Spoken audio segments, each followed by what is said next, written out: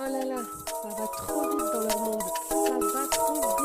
Non mais moi c'est simple, j'appelle à leur boycott. J'ai bien entendu là? Non.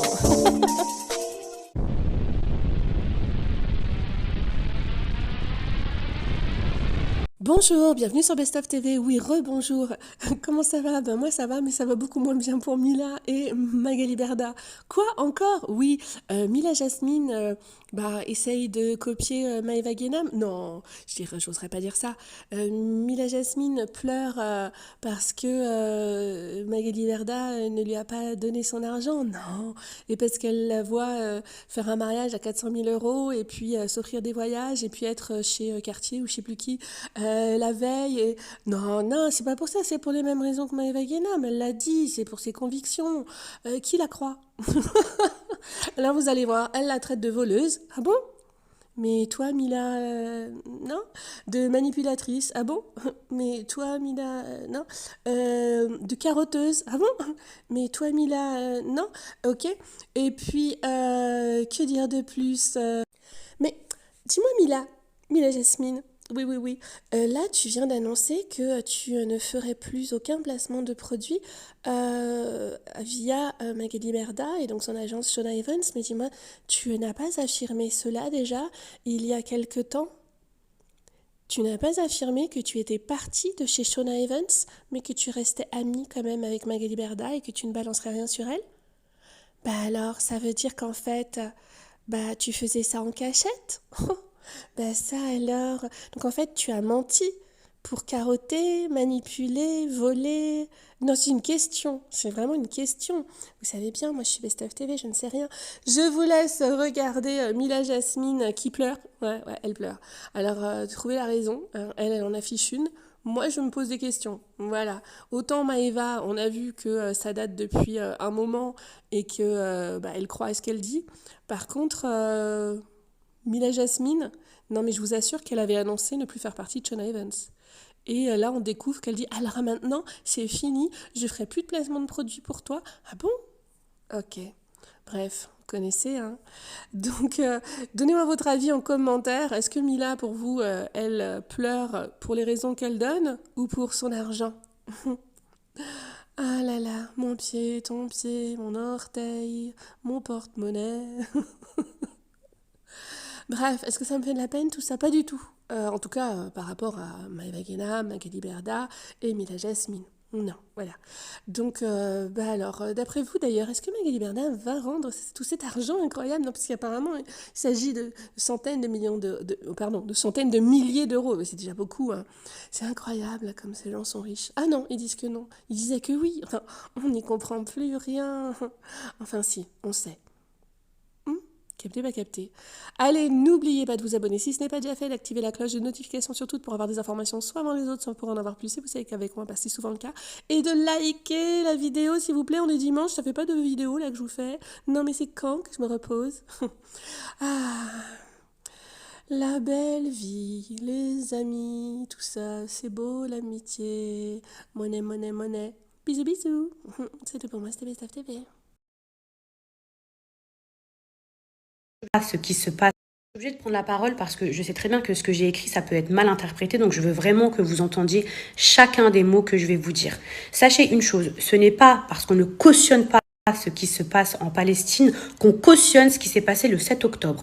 Entendez-le. Déjà là, juste pour commencer, ce n'est pas parce que je soutiens et que je ne cautionne pas tout ce qui se passe en Palestine que je vais cautionner ce qui s'est passé le 7 octobre. Déjà pour commencer. Je vais vous expliquer pourquoi je suis énervée contre Magali Berda. Pour deux raisons. Et je vous jure, ça me prend par les tripes. Pour moi, se rendre en Israël actuellement, alors que ça fait quasiment 3 mois que le pays est en guerre, soi-disant pour rendre hommage aux victimes du 7 octobre, alors que des centaines, des milliers de Palestiniens, de civils innocents, d'enfants ont perdu la vie. Je vous jure que pour moi, se rendre en Israël à ce moment-là, c'est comme si elle normalisait ce qui se passait. C'est comme si elle normalisait ce qui arrivait au peuple, aux Palestiniens. Et ça, c'est pas normal.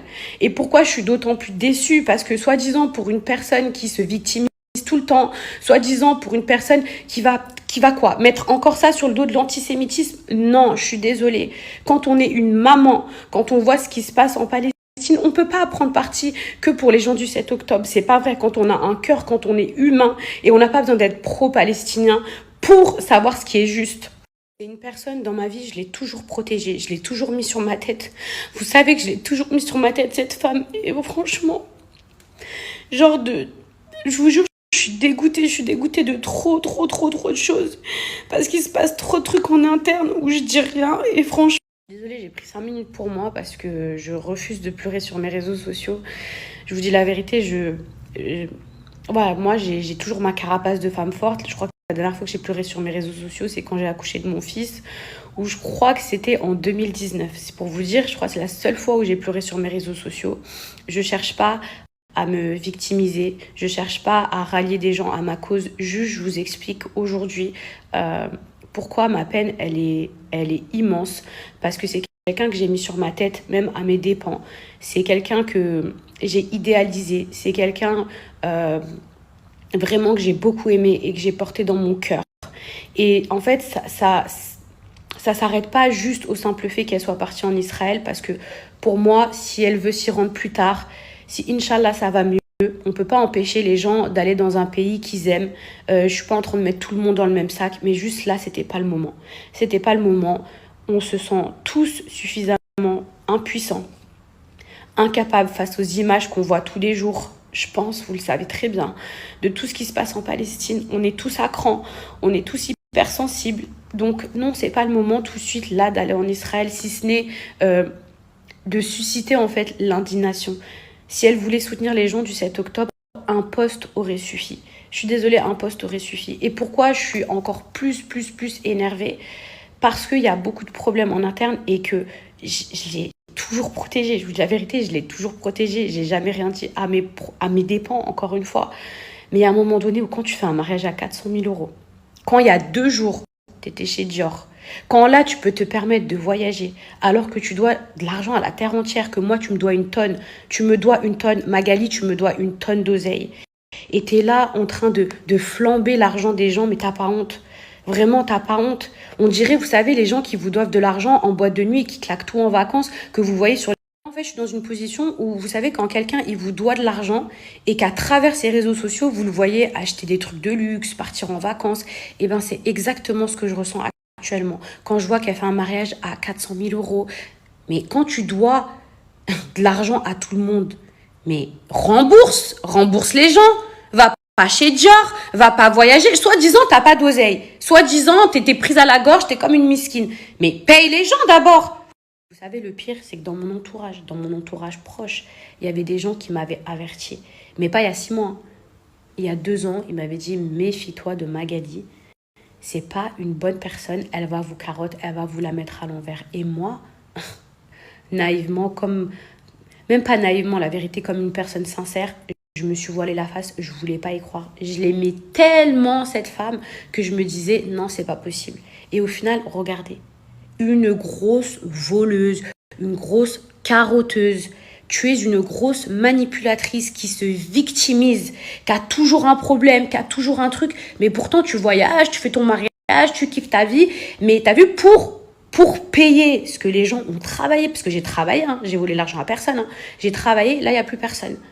Ah, il n'y a plus personne. Mais je te le dis, ma cocotte, tu vas me rendre mon argent, tu vas me rendre tout ce que tu me dois. Et maintenant, à partir d'aujourd'hui, et les marques, je vous préviens, je ne travaille plus du tout avec cette personne.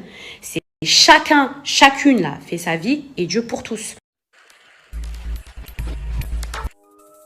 Oh là là, ça va trop vite dans leur monde. Ça va trop vite. Non mais moi c'est simple, j'appelle à leur boycott.